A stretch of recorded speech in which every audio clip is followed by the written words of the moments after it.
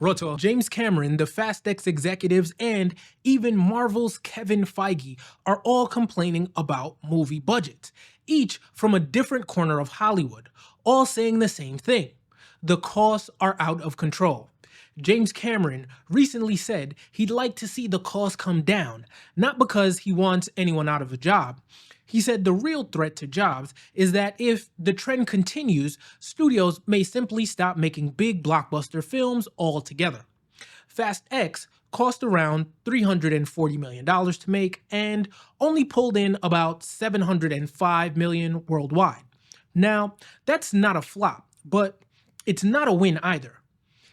Not when you factor in marketing, distribution, and studio cuts. Universal reportedly told producers that the next sequel, Fast X Part 2, won't get made unless they slash the budget down to around $200 million. And if you think this is just a one-off, Marvel's Kevin Feige is quietly doing the same math. He said Marvel has been cutting budgets by nearly a third compared to films from just 2 years ago. He even met with the team behind The Creator, a sci-fi movie that looks like a blockbuster but was made for only $80 million, to figure out just how they were able to pull it off. That's how bad it's gotten. Studios that once bragged about bigger, faster, louder are now begging their own franchises to tone it down. Cameron's warning and Universal's panic are part of the same story. The budgets have ballooned to a level that even the people cashing the checks are saying, we can't do this anymore. Feige's approach is the opposite of Universal's. Universal is reacting. Feige is re-engineering. He's asking, how do we make big movies smaller without making them look smaller? That's not just about money, it's survival. See, what's happening right now isn't just about one movie or one studio tightening its belt. It's part of a much larger problem that's run through the entire industry. One built on structural mismanagement, bloated budgets, and in some cases, behavior that borders on outright fraud. See, I've worked in and around this industry long enough to see how strange the money can get, even before a project ever shoots a single frame. See, I've pitched reality shows to executive producers who genuinely were excited to make them happen. They'd send over what's called a bullet point contract. It's not the full legal draft, just a short summary of the deal. On page 1, it lists their executive producer fee, standard stuff. Then a few lines down, it names their studio as the company producing the show. Again, standard. But somewhere near the end on page 2, there's a second payment, another check, this time for them. Again, but through their own company. 2 checks, 1 person, same project. And that's when it hit me. This business is built on double dipping. Money moves in circles. And depending on how the paperwork is written, it moves twice. Keep that in mind as we zoom out to the big leagues, because what happens on a small unscripted pitch happens at scale with blockbuster budgets. Layers of companies paying themselves, executives cutting themselves into both sides of the deal, studios billing their own subsidiaries. It's not technically fraud, but it's not far from it either. And it's exactly why budgets keep swelling long after logic says they shouldn't. Because right now, the numbers don't make sense. Blockbusters used to be risky because they were big bets. Now they're risky because the price of entry keeps rising. In the last decade, studios normalized $200 million production budgets. You know, the way you and I might normalize a grocery bill. And yet the returns are shrinking. Audiences are picky, streaming has diluted box office momentum, and marketing costs have doubled. Remember to clap the like button so that future insights hit your homepage first. Meanwhile, indie studios like A24 and Neon are out here pulling miracles out of pocket change. Talk to Me was made for under $5 million, Godzilla Minus One was 15, and both looked incredible. Both are profitable. Both remind us that craft and creativity don't scale linearly with budget. So why are the biggest names in Hollywood suddenly talking about cutting costs? Well, because they've hit the wall. The same people who inflated the budget are the ones warning it's about to pop. Cameron's take on AI fits perfectly into this moment. He isn't championing automation for the sake of it. He's saying, if we use these tools right, we can make our workflows faster and cheaper without losing quality. The subtext: either we adapt or we stop making these kind of movies altogether. And Universal's approach with Fast X proves the threat is real. When a studio says a $340 million movie barely broke even, that's a bad omen for every franchise that still thinks excess equals success. Kevin Feige, James Cameron, and Universal, three very different corners of Hollywood all circling the same drain. The question isn't whether movies are too expensive, because we already know that answer. It's why. Because some of it is inflation, sure. Some of it is ambition, but some of it looks like that second check. Something baked into the system that nobody wants to talk about. When James Cameron says budgets are unsustainable, he's not exaggerating. The price of a blockbuster today is so inflated that even a hit can feel like a loss. And it didn't happen by accident. Hollywood built this system, one invoice at a time. These budget issues didn't start with Marvel or Fast X. They started decades ago when studios discovered that confusion was profitable.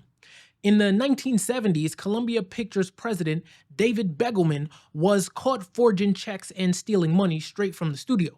Not from some backroom deal, but from the company itself. He forged actor Cliff Robertson's signature on a $10,000 check. When Robertson blew the whistle, Hollywood blacklisted him. Begelman, the actual thief, quietly landed another executive job. The message was simple: steal money from the studio, you'll probably be fine. Expose it, and you'll never work again. That mindset became cultural. It evolved into what insiders call Hollywood accounting, a polite way of saying that the math never adds up unless the studio wants it to. Take 1988's Coming to America, one of the biggest hits of its time, $288 million worldwide. Paramount Pictures claimed it made no profit, none. Because after all the internal fees, inflated marketing costs, and creative deductions, the studio said the film was still in the red. Now, the writer Art Buchwald sued and won, but the numbers told the real story. Hollywood had discovered the perfect scam, a way to make money vanish legally. That playbook still runs today. It's why actor Gerard Butler sued the producers of Olympus Has Fallen, claiming he was owed $10 million in profits. The film made $170 million on a $70 million budget, but somehow the producer said it lost money. Butler's lawyer called it a pattern of accounting misdeeds. That's Hollywood speak for they cooked the books. Director Scott Derrickson joked about it years earlier. His movie, The Exorcism of Emily Rose, cost $19 million and made $150 million worldwide. When he asked about his net profits, the studio said there were none. He told his lawyer, hey, next time, just negotiate me a sandwich. At least I'll get lunch out of it. See, that's how normalized this has become. A hit can gross 10 times its budget and still be unprofitable on paper. Now apply that same mentality to modern budgets, and you start to see a real danger. When a movie like Fast X spends $340 million, you have to ask, who benefits from that spending? Because even if it flops, somebody got paid. The bigger the budget, the more places there are to hide the money. Nepotism thrives in that environment. Producers hiring their friends' companies, executives staring contracts to vendors they secretly own, departments padding invoices because everyone knows there's plenty of room. And it's not always theoretical. We've seen it happen. Producer David Raymond Brown was indicted in 2025 for running a $12 million fraud scheme, promising investors film deals that didn't exist. Another producer, Joseph Medawar, raised over $5 million for a fake Homeland Security TV series and spent it on cars, homes, and luxury trips. Even with major studios, the waste is staggering. Multiple accountants have been caught embezzling production funds, sometimes millions at a time, with no one noticing for months because the budgets were already bloated. When you zoom out, you see three overlapping problems feeding into each other. First, structural bloat, the bureaucracy that comes with large-scale productions. Second, creative accounting, the sleight of hand that keeps profits off the books. And third, actual fraud, people exploiting both systems to enrich themselves. The result is a cycle that rewards excess. See, when a film goes over budget, everyone blames the demands of spectacle. More explosions, bigger VFX, longer shoots. But the truth is that overspending often happens because there's no incentive not to. Take Fast X again. Every cast member gets a raise, every vendor gets a markup, and nobody checking receipts because the franchise has always made money. Until it didn't. Universal didn't suddenly become frugal. They just finally hit the wall. Meanwhile, the smaller studios are proving how artificial this inflation really is. Gareth Edwards made The Creator a movie that looks like a $200 million epic for $80 million. He used natural lighting, on-location shoots, and lightweight camera rigs. No massive sound stages, no endless VFX revisions, just planning, discipline, and modern tools. Marvel took notice. Feige reportedly met with Edwards' team to learn how they did it, because for all of Marvel's power, they've fallen into the same trap. Spending out of habit. Their early films cost a fraction of what recent ones do. Now, they're cutting back out of necessity, not choice. And this is where James Cameron's comments start to sound prophetic. He's not attacking artists. He's saying the system around them is broken. VFX teams work endless hours, yet the budgets balloon because the workflows are inefficient and the decision-making never stops. Revisions pile up, deadlines shift, and the cost doubles before anyone realizes it. Cameron's argument is that AI could help streamline that, not replace humans, but make the process leaner. Quicker throughput, smarter tools, better planning. But here's the irony. The same industry that created this mess is now looking to automate a fix. Because when you've normalized $300 million movies, AI starts to look like a life raft. But that's a problem in itself, because Hollywood doesn't just want efficiency, it wants control, and AI promises both. So when Cameron talks about using technology responsibly to bring costs down, he's speaking as an artist who wants the system to survive. But when studios talk about AI to cut costs, they're often talking about cutting people. That's the quiet part of the conversation that nobody's saying out loud. Cameron's warning, Feige's budget cuts, and Universal's panic aren't isolated stories. They're symptoms of an industry that's been bleeding money for years and has finally realized it can't afford to keep pretending. The question isn't whether movies can be cheaper. They can. We've seen it. The question is whether Hollywood actually wants them to be. Because the truth is, efficiency threatens the old ways. It threatens the markups, the overstaffing, the backroom deals, and the creative bookkeeping that has made people rich for decades. As budgets tighten, that world is starting to crack.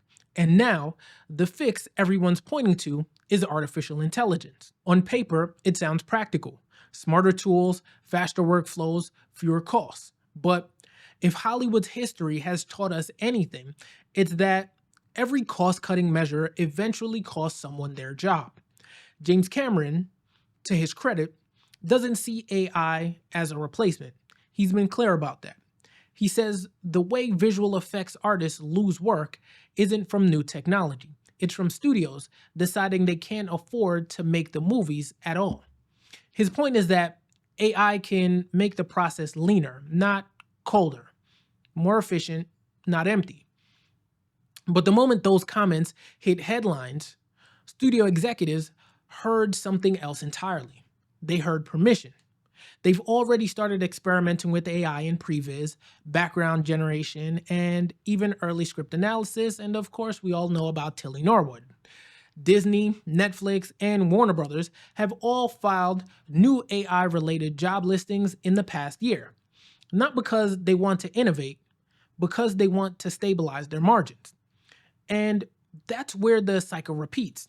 Every time Hollywood hits a wall of its own making, it blames the tools it doesn't yet have instead of the habits it refuses to break.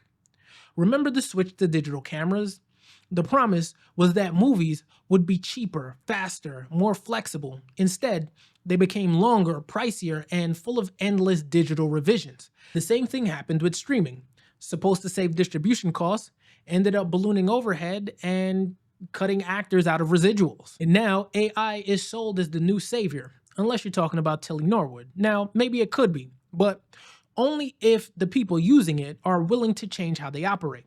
Because when a studio that spent $300 million on Fast X says they're turning to AI to cut costs, what they really mean is, we want the same system, just cheaper labor. And that brings us back to the real issue. The problem isn't that movies are expensive to make, is that the system that makes them expensive never gets restructured. It just finds new ways to justify itself. So Cameron's right about one thing. If the trend continues, studios might stop making these big blockbuster movies altogether. The financial risk is too high, the reward too unpredictable, and the audience too fragmented. You can't spend like it's 2010 when half the audience is watching from home and the other half is skipping franchises altogether. The irony is that audiences don't care about budgets. They care about quality. Talk to Me, Everything Everywhere All at Once, Smile. These weren't billion-dollar bets. They were smart productions that understood scale. They knew exactly what they needed to tell their story, and nothing more. AI won't fix bad decision-making. It won't fix ego. It won't fix the culture that turns every project into a committee meeting. But it could fix waste. It could make the industry more efficient if it's used to support artists rather than replace them. Cameron's optimism comes from that place, a belief that technology, used wisely, can expand what's possible without destroying what's human. But most studios aren't interested in balance. They're interested in balanced sheets. That's why we're seeing this shift in tone from creative innovation to corporate survival. The same companies that overspent on marketing, overhired on productions, and overpaid for IPs are now positioning AI as the next miracle cure. But what happens when that cure turns out to be another layer of the same sickness? Because AI might make post-production faster, but it also makes it easier to erase jobs, to undervalue real artists, and to justify even higher profit margins.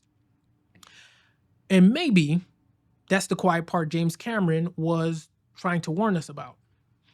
Not that the technology is dangerous, but that the people in charge of it will use it the same way they've always used every tool in Hollywood, to save themselves, not fix the system. When you step back, AI isn't the villain here. It's just the latest mirror reflecting how far the industry's priorities have drifted from the craft itself. And yet, despite all the warnings, the spiraling costs, the scandals, the lawsuits, the layoffs, there's still this underlying belief that someone, somehow, will make it all work again. Maybe they will, or maybe the industry will keep recycling its own excuses until the audience decides to stop paying for them. This time, the question isn't whether the next blockbuster will make money. It's whether Hollywood can afford to keep pretending it knows how. James Cameron said it best. If the trend continues, studios may simply stop making these kinds of movies altogether. And maybe that's where this is all headed. Because at some point, it's not about creativity, it's about the arithmetic. When the costs outpace the audience, the math stops working. No matter how beloved the franchise, no matter how glossy the effects, the industry's running out of scapegoats. For years, it blamed piracy, then it blamed streaming, then it blamed the audience. But none of those are the reason Hollywood keeps burning through billions. The problem isn't who's watching, it's who's spending. And the truth is, the system doesn't really want to change. Every layer of this business, the unions, the execs, the agencies, the production companies, has learned how to profit from inefficiency. Everyone gets a piece of the blow.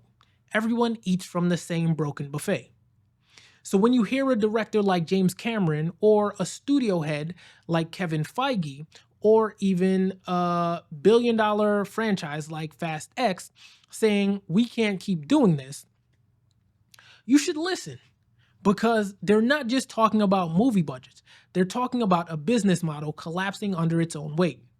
The more Hollywood tries to save money, the more it reveals where that money actually been going. And that's more irony.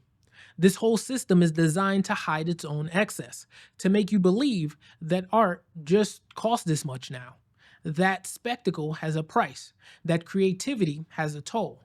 But that's not true. Smaller studios have proven it. Independent filmmakers prove it every year. The difference is accountability. When the numbers are smaller, the money has nowhere to hide. So maybe that's the future. Not fewer movies, but smaller ones. Films that know what they are, what they cost, and who they're for. Movies made because someone has something to say, not because someone needs to justify a line item. Because here's the uncomfortable truth. If Hollywood doesn't figure out how to fix itself, the audience already will. Viewers are voting with their time, their wallets, and right now they're walking away. That's why this moment matters. Not just because the budgets are out of control, but because the people who built the system are finally admitting it. And maybe, just maybe, the next era of filmmaking won't start with another reboot or another shared universe. Maybe it starts when Hollywood finally looks at its own balance sheet and says out loud what everyone else has been thinking. That the money was never the problem. The people spending it were. So what do you think? Is Hollywood finally waking up to the real problem or just finding new ways to hide it? Let me know in the comments below. And for more industry insights, check out this video right here.